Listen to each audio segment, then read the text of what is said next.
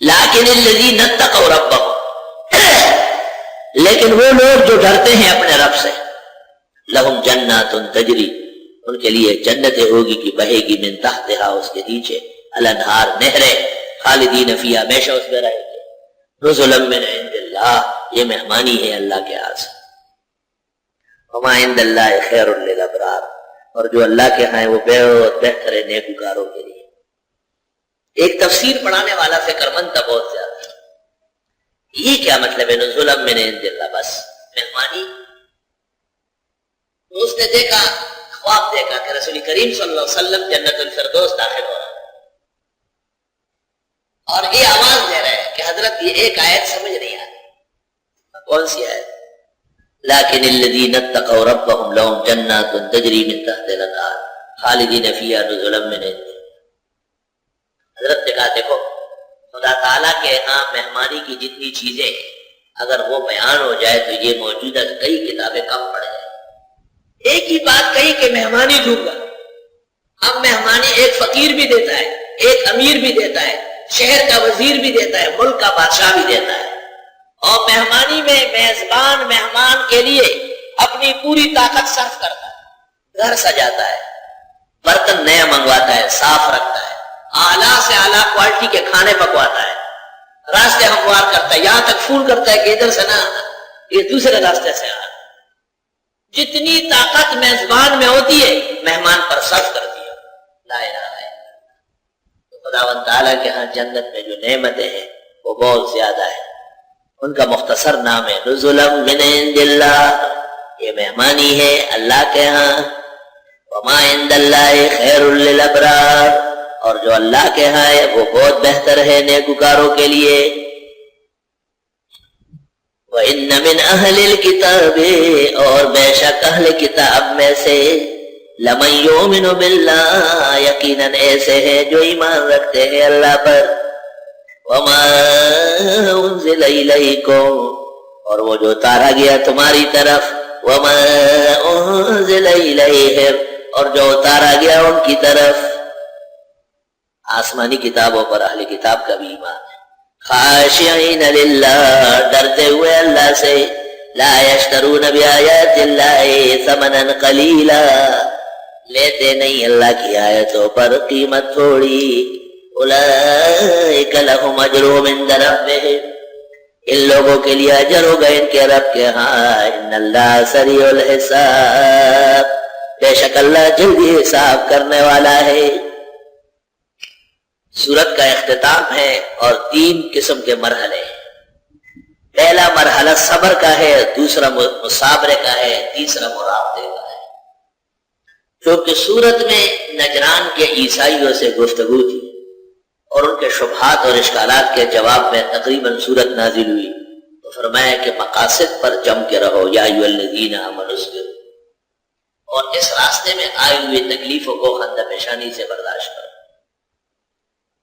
اور صرف یہ نہیں کہ تم وصابروا، اوروں سے بھی مصابرہ کراؤ، لوگوں کو بھی ثابت قدم بناؤ، لوگوں کو بھی تثبیت اور استقلال اور پختہ اقدام کی تعلیمات دے، ورابطوا، اور اللہ سے ربط پیدا کرو، تعلق پیدا کرو، محبت پیدا کرو۔ لا الہ الا اللہ۔ مولانا اشرف علی صاحب نے قاموس کے حوالے سے مرابطہ اور رباط کے 2 معنی نقل کیے، ایک تو خیر پر استمرار ہے اور دوسرا خیر کے کاموں کے لیے استعداد پیدا کرنا۔ جو کام واقعی خیر کا ہے اس کی صلاحیت بھی ہونا چاہیے، اور دوسرا یہ کہ پھر وہ صلاحیت قائم رہے، اس کو مزمحل نہ ہونے دے۔ لیکن یہ عاجز اور فقیر اس سلسلے میں 2 باتیں عرض کرتا ہے اور اس کے بعد دیکھو کہ مرابطہ کیسے سمجھو۔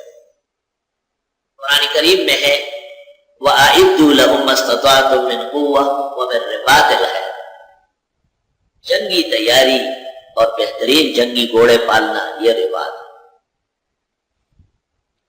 یہ تو طے ہو گیا بحکم قرآن کی جنگ کی تیاری اور صلاحیت و استعداد، اس کو کہتے ہیں رباط یا مرابطہ۔ لیکن پیغمبر سے یہ پوچھا گیا ما هو الرباط، یہ کیا چیز ہے؟ آپ نے کہا انتظار الصلاۃ بعد الصلاۃ، ایک نماز کے بعد دوسری نماز کے انتظار میں رہنا، یہ بھی جہاد کی تیاری سے کم نہیں ہے۔ یعنی جہاد تو روزانہ نہیں ہوگا لیکن نماز روزانہ 5 ہوگی، تو پہلے اس کی مشق کر لو پھر جا کے تم جہاد کرو۔ میں نے بڑی تفسیریں دیکھی، تمام مشائخ قرآن کو سنا، ان کی تحریرات دیکھی، لیکن مجھے 2 باتوں کا جوڑ سمجھ نہیں آیا کہ ایک طرف قرآن ہے اور وہ جہاد کی تیاری کو رباط کہتا ہے، دوسری طرف حدیث ہے اور وہ نمازوں کے انتظار کو ایک نماز کے بعد دوسری نماز کے لیے انتظار کرنا، اس کو رباط کہتے ہیں۔ یہاں تک کہ میں نے حافظ ابن قیم کی تفسیر القیم دیکھی۔ ابن قیم کی 2 تفسیریں ہیں، ایک التفسیر القیم للحافظ ابن القیم، شیخنا و استاذنا البنوری نے یتیمۃ البیان میں اس کا ذکر کیا بس۔ دوسری تفسیر 5 جلدوں میں ہے، بدائع التفسیر۔ جب یہ التفسیر القیم اٹھائی، اس نے عجیب بات کیا اللہ، وہ یہ فرماتے ہیں جس طرح ایک ملک کی حفاظت کے لیے فوج چاہیے جو تمام قسم کے اسلحہ اور اوزار اور جنگی صلاحیت سے آراستہ، قرآن پاک نے اس کو ذکر کیا، وہ میرے بات ہے۔ جس طرح ایک ملک اور اس کے سرحدات فوج کی صلاحیت اور استعداد سے محفوظ ہوں گے، اسی طرح انسان کا جسم اور اس میں دل ایک دارالخلافہ ہے۔ جس طرح ایک ملک کے سرحدات کو دشمن سے خطرہ ہے، اس طرح اس چھوٹے سے ملک کا جو دارالخلافہ ہے دل، اس کو نقصان پہنچتا ہے وساوس اور شیطان سے۔ نمازوں کے ذریعے یہ خطرے ٹلتے ہیں، جیسے کہ جنگی استعداد سے دشمن کا خطرہ ٹلتا ہے۔ لا الہ الا اللہ، لا الہ الا اللہ۔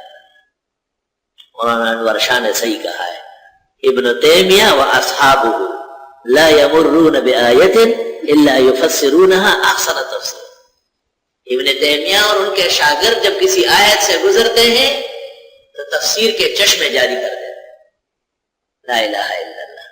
یا ایھا الذین آمنوا، اے ایمان والو، اصبروا، جم کے رہو، وصابروا، اور ثابت قدم رکھنے کی کوشش کرو، ورابطوا، یا تو جنگی تیاری کرو یا نمازوں کے لیے تیار رہو، یا ورابطوا کا معنی ہے مستعد رہو، احیانا للجہاد و احیانا للصلاۃ، واتقوا اللہ، اللہ سے ڈرو، لعلکم تفلحون، تمہیں چاہیے کہ کامیابی ہو جاؤ۔ وآخر دعوانا الحمدللہ رب العالمین، صلی اللہ تعالی علی خیر خلقہ محمد، نستغفرک اللہم ونسألک السلام والعافیہ۔ خدایا صحت و شفا عطا فرما، درس آسان فرما، مواعید حسنہ مبشرات اور تمام کے تمام تکمیل و تتمیم کے جو اہداف ہے وہ اسہل فرماؤ، ایسر فرما، انفع فرماؤ، احکم فرما، اور اللہ روایت اور درایت کی سلطنت نصیب فرما۔ خدایا تیری توحید اور تیرے انبیاء کی رسالت، خاص کر فخر المرسلین کی رسالت حق اور اس کے آداب اور اس کی روشنی میں دینی اسلام کی خدمت کا موقع آسان فرما، شہر اور ملک کے حالات پرسکون فرما، فضائے سازگار فرما، اہل درس کی دعائیں قبول فرما، مراد عطا فرما، مشکلات حل فرما، تمام پریشانیاں رفع دفع فرما۔ صلی اللہ تعالی